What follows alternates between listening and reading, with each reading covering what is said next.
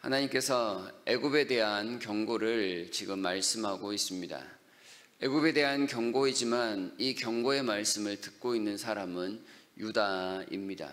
다시 말하면 유다 사람들로 하여금 하나님께서는 애굽에 대한 경고의 말씀을 전하라라는 이 의도를 가지고 말씀하고 계십니다.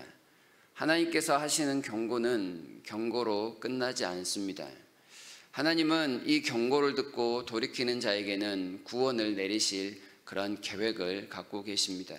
하지만 경고를 듣고도 돌이키지 않는다면 그들에게는 심판만 남게 될 겁니다. 이 경고를 들어야 하는 애굽은 우상을 섬기는 모습에서 돌이켜 만군의 여호와 하나님만을 섬기라라는 그런 뜻이 될 것입니다. 그리고 이 말씀을 전해야 하는 유다는 사람인 애굽을 의지하지 말고 애굽까지도 징계하실 수 있는 하나님만을 의지하라라는 그런 뜻이 되는 것입니다. 애굽이나 유다나 둘 다 하나님의 경고를 들을 때만 이들에게 온전한 구원이 있다는 사실은 변함이 없는 진리입니다.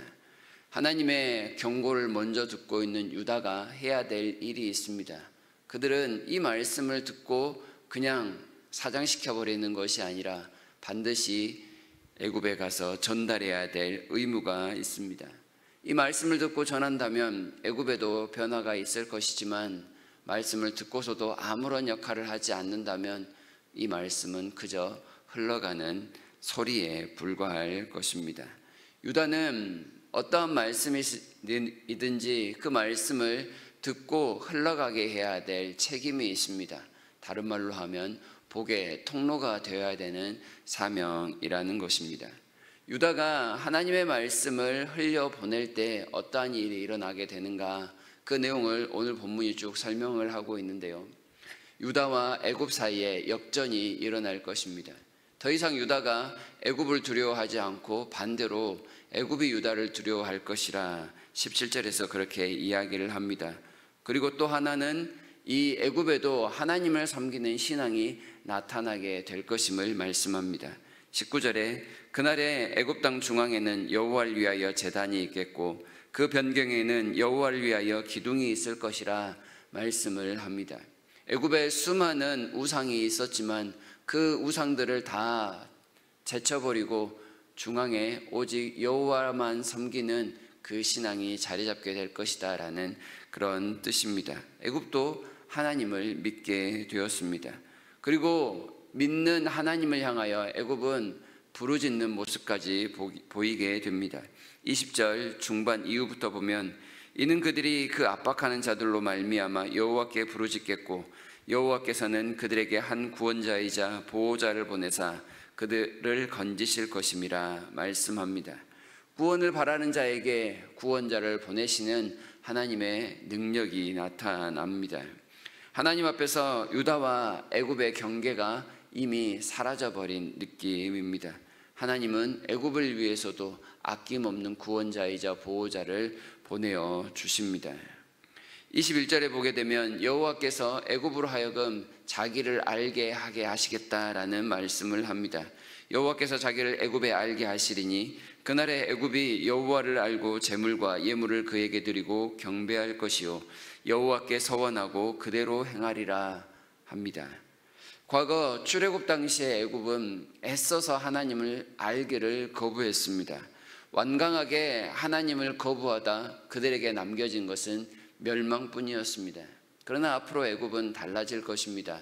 하나님을 알고 힘써 섬기며 경배하고 서원하고 행할 것입니다. 하나님을 섬기는 친백성이 되었다라는 그런 뜻입니다. 마음으로 믿고 입으로 시인하여 구원을 얻는 하나님의 언약 백성과 다름없는 모습입니다. 애굽도 언약의 백성이 된 것이지요. 그리고 나서 하나님은 애굽에 변화를 주시는데 22절을 보시면 여호와께서 애굽을 치실지라도 치시고는 고치실 것이므로 그들이 여호와께로 돌아올 것이라 여호와께서 그들의 간구함을 들으시고 그들을 고쳐주시리라 말씀합니다. 애굽은 하나님 앞에 친자녀의 모습입니다. 징계를 하지만 그것은 쫓아내기 위한 징계가 아니라 교정을 위한 징계가 될 것이라 말씀을 합니다. 하나님 아버지의 회초리를 드시는 모습을 통해 유다와 애굽은 형제지간의 모습이 된다는 그런 뜻입니다. 이러한 애굽의 변화는 그 이웃에 있는 아수르에게도 변화를 끼칠 것임을 더불어 예언을 합니다. 23절에 그날에 애굽에서 아수르로 통하는 대로가 있어 아수르 사람은 애굽으로 가겠고 애굽 사람은 아수르로 갈 것이며 애굽 사람이 아수르 사람과 함께 경배하리라. 애굽과 아수르는 유다를 중심에 두고 북쪽과 남쪽에 있던 강대국입니다. 그런데 이 두 나라가 유다를 중심으로 화해하게 됩니다. 그리고 그 화해는 여호와 앞에서 이루어지는 일로서 하나님만을 경배하는 일로 바뀌게 된다는 그런 아주 놀라운 일을 이야기하고 있습니다. 두 나라 사이에 낀 유다가 이 두 나라 사이의 구심점이 됩니다. 그동안에는 두 나라가 유다를 삼키기 위하여 싸웠다면 이제는 유다가 이 두 나라의 복을 전달하는 통로가 되어 지리적으로나 또한 영적으로나 중심이 되는 그런 모습이 나타날 것이다 라는 말씀입니다. 유다는 이제 화평의 통로입니다.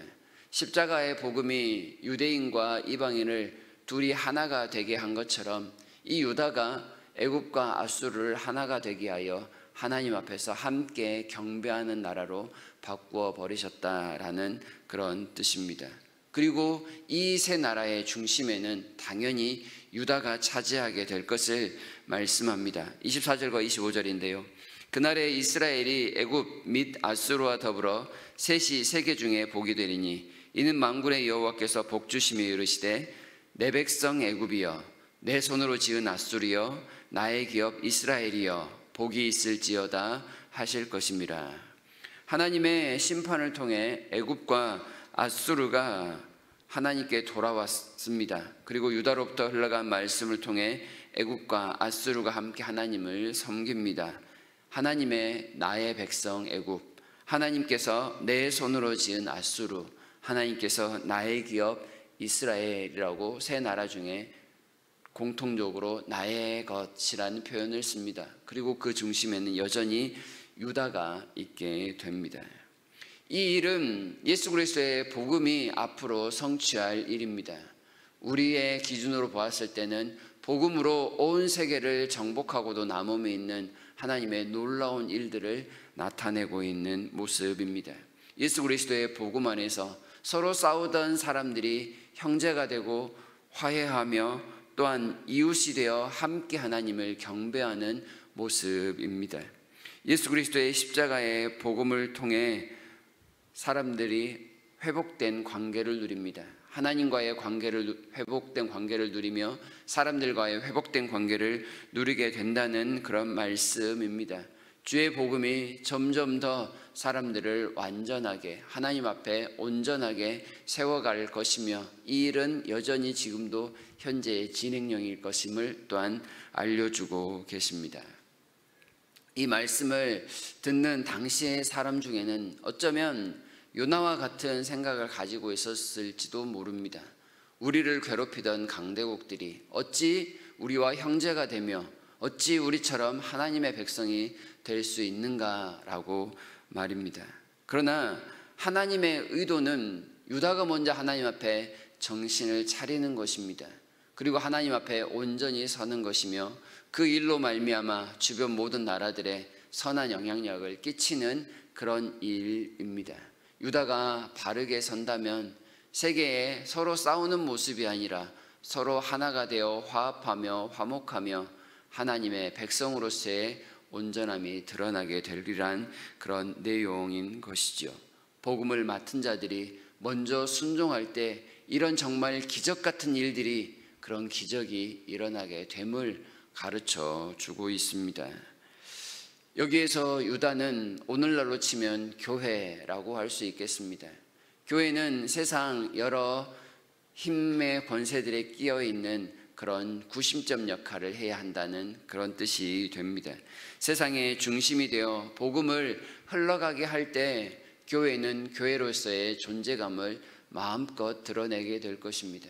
세상을 닮거나 세상에 동화되려는 모습을 보인다면 하나님의 이 놀라운 복이 사라질 것이지만 유다가 유다로서 온전함을 드러내게 될 때 변화가 나타나듯이 교회가 이미 가지고 있는 그 구원의 능력을 세상 가운데 전달한다면 우리가 상상할 수 없을 만한 일들이 일상처럼 드러나게 될 것이란 그런 놀라운 일입니다. 이방도 변화시키시는 능력이 오직 복음에만 있습니다. 사람들의 마음을 온전히 바꾸어 하나님께로만 이끄는 그 능력이 역시나 복음에만 있습니다. 그리고 이 복음을 우리가 먼저 받았습니다. 이 복음을 받은 사람으로서 복음을 흘러가게 해야 한다는 사실을 애굽을 향한 경고의 말씀 속에 숨겨두셨음을 우리가 오늘 꼭 듣고 행해야 될 말씀으로 생각해야 하겠습니다. 하나님은 오늘도 우리에게 복음을 전하기를 요구하고 계십니다. 주님 앞에서 이 복음을 전함을 통하여 우리 주변 사람들에게 선한 영향력을 끼치고 변화시켜가는 그 놀라운 역사의 주인공이 되어 보시기를 바랍니다. 주님 앞에 이 복음을 가지고 담대히 전진하시는 저와 여러분이 다 되실 수 있기를 진심으로 바랍니다.